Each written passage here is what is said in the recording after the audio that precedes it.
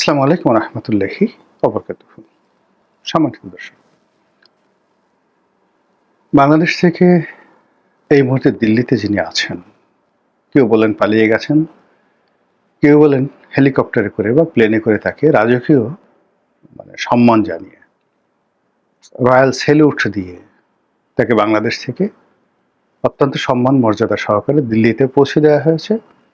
আর দিল্লি সরকার তাকে রাজকীয় মেহমান রূপে গ্রহণ করেছে এবং তিনি রাজার হালে সেখানে বিদেশি মেহমান রূপে নরেন্দ্র মোদীর সমপর্যায়ের সেফটি সিকিউরিটি নিয়ে জৌলুসে তিনি আছেন।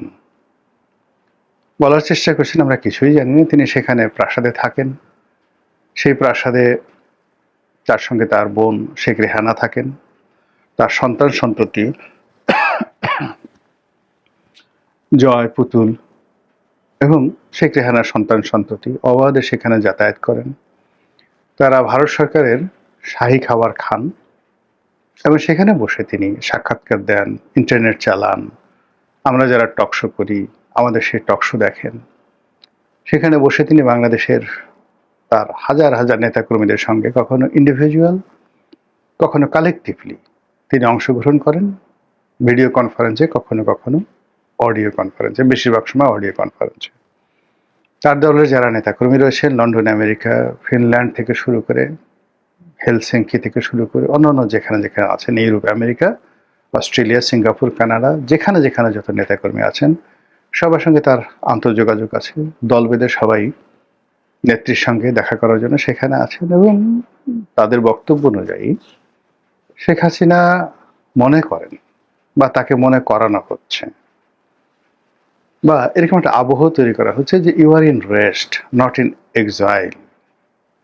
অনেক পরিশ্রম করেছেন 17 বছরে, তো এই 17 বছরে আপনার আসলে একটা রেস্ট দরকার। আপনি এখানে আছেন, প্রধানমন্ত্রী হিসেবে আছেন, আমরা পথের জঞ্জালগুলো সব ক্লিয়ার করে দিচ্ছি, আবার আপনি গিয়ে প্রধানমন্ত্রীর রূপে ক্ষমতা আরোহণ করবেন।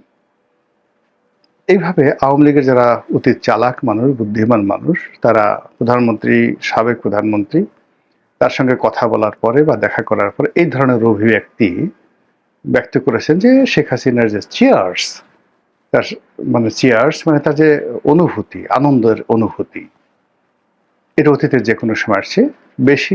তার স্বাস্থ্য ভালো হয়ে গেছে, কণ্ঠস্বর ভালো হয়ে গেছে, বুদ্ধিও বেড়ে গেছে। তো এই গেল একটি অংশ।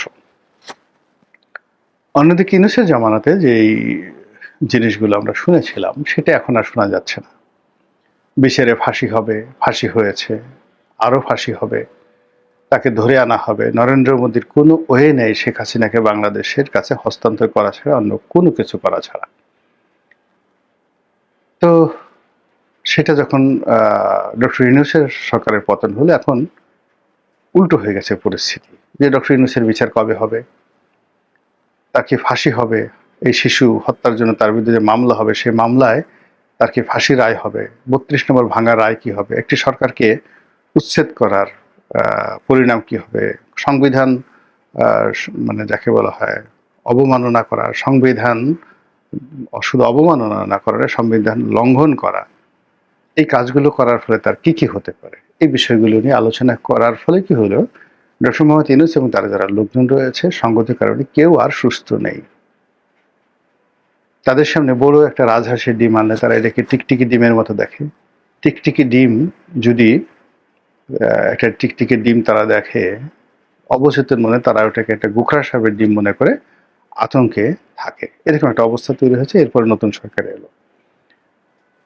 নতুন সরকার আসার পরে সবাই যেটা আশা করেছিল যে আওয়ামী লীগের সঙ্গে তাদের একটা সমঝোতা হয়েছে বা হবে, দিল্লির সঙ্গে একটা সমঝোতা হয়েছে বা হবে, কিন্তু সেটা হয়নি, এটা বুমেরাং হয়ে গেছে।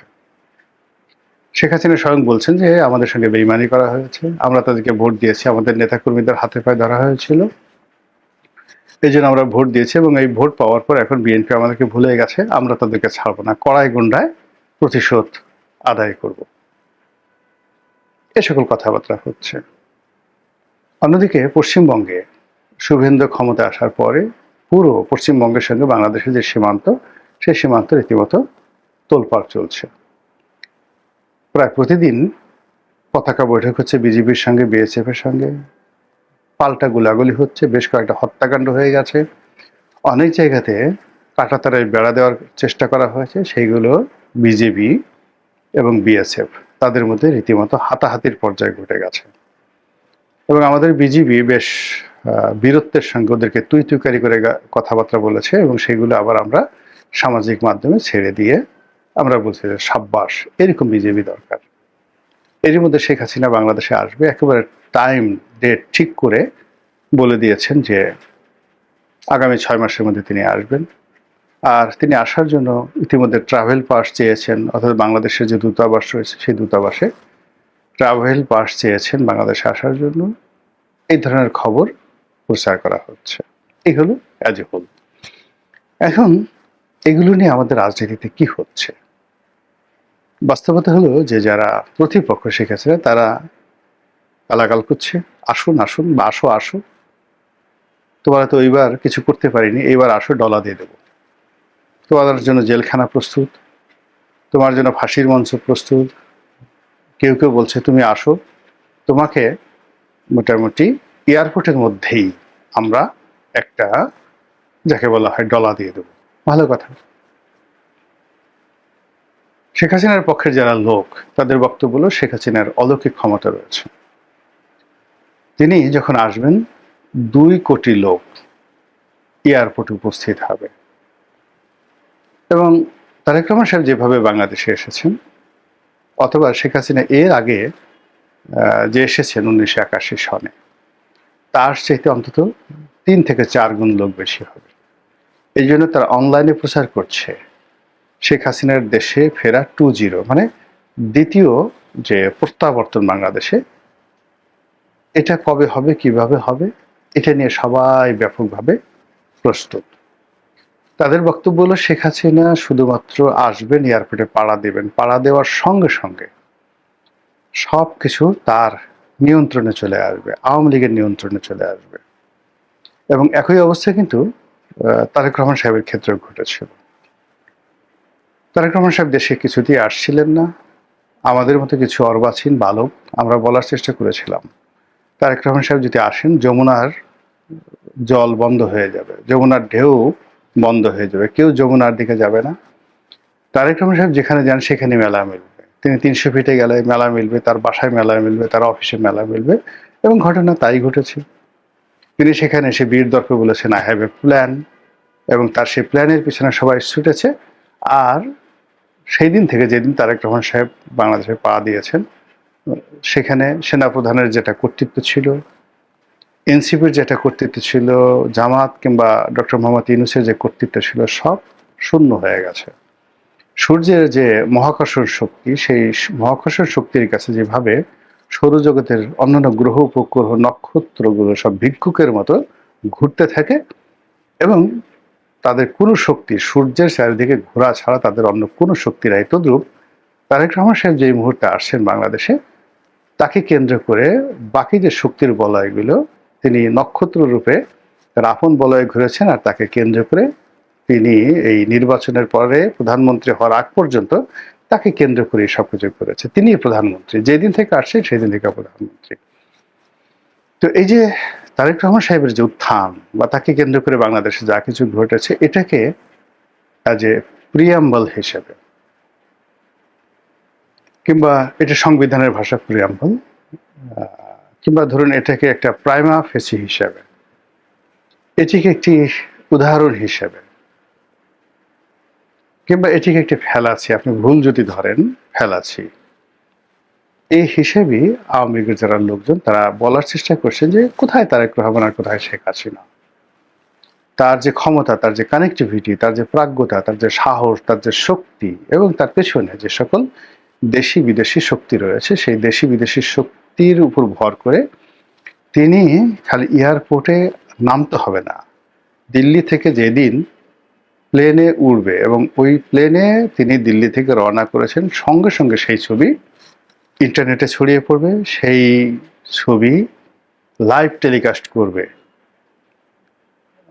আল জাজিরা, লাইভ টেলিকাস্ট করবে সিএনএন, লাইভ টেলিকাস্ট করবে ডয়েচ ভ্যালে, থেকে শুরু করে যত বিখ্যাত ইন্টারনেট প্রোটোকল রয়েছে, যত বিখ্যাত গণমাধ্যম রয়েছে, যত স্যাটেলাইট কোম্পানিগুলো রয়েছে, তারা ওই শেখ হাসিনা যেদিন দমদম, কলকাতার দমদম থেকে বা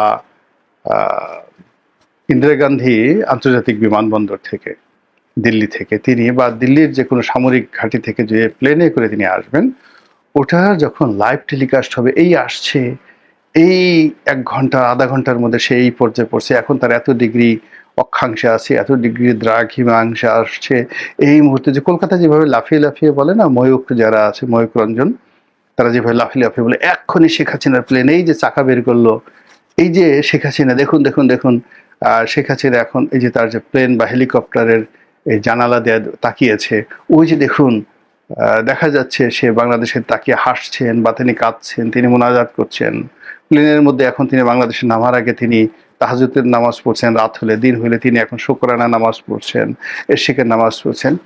এইগুলো শোনার সঙ্গে সঙ্গে কত মানুষের যে ডায়রিয়া হবে, ব্রঙ্কাইটিস হবে, নিউমোনিয়া হবে, কত মানুষ যে সঙ্গে সঙ্গে হার্ট অ্যাটাক হবে, ঢাকার হাসপাতালগুলো ভরে যাবে, কল্পনাই করা যাবে না। এটা আওয়ামী লীগের লোকজন মনে করছে যে শেখ হাসিনার ওইরকম একটা ভাবমূর্তি হয়ে যাবে।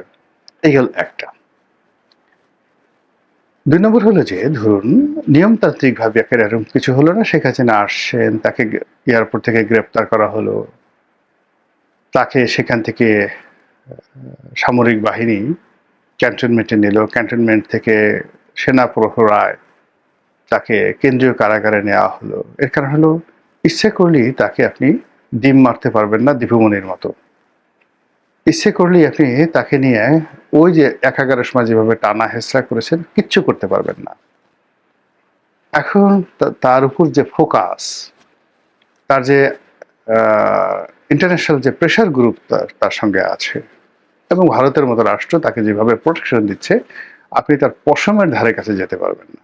তাকে শাস্তি দিতে হলো প্রোটোকল অনুযায়ী, শাস্তি দিতে হলো আইন অনুযায়ী তাকে দিতে হবে, এবং এটা শেখ হাসিনা চাচ্ছে। এখন সেই যে শেখ হাসিনা যদি সেটা চায়, তাহলে সেভাবে যদি তিনি দেশে আসেন, জেলখানাতে যান, এটা সামাল দেওয়ার ক্ষমতা কি সরকারের আছে, বাংলাদেশের আছে? এই গেল দ্বিতীয় যে বিষয়। সরকারের যারা লোকজন তারাও বলার চেষ্টা করছেন যে যেখানে আইভির একের পর এক জামিন হচ্ছে, তারপরে তাকে ছাড়ছে না, সরকার কি দুর্বল নাকি? সরকার আগের যে কোনো সময় চেয়ে শক্তিশালী, কাজে কিসের শেখ হাসিনা আসুক না, এবার আমরা দেখিয়ে দেব। তো এই যে শেখ হাসিনাকে কেন্দ্র করে আওয়ামী লীগের যারা লোকজন রয়েছে, তারা রীতিমতো একেবারে সবচেয়ে তাদের যে উৎসব মুখর যে সময়টি, সেই সময়টিতে তারা যেভাবে উদ্দোলিত করে, কারো বিয়ে, কারো মুসলমানি, কারো আকিকা, মানে হোয়াট এভার মেবি, কারো ঈদ, এরকম ভাবে যে যেভাবে যার জীবনের শ্রেষ্ঠতম আনন্দময় সময় তারা কাটায়। এখন এই যে শেখ হাসিনা আগমনকে কেন্দ্র করে আওয়ামী লীগের প্রায় 6 কোটি মানুষ এভাবে একটা স্বপ্নের সাগরে ভাসছে।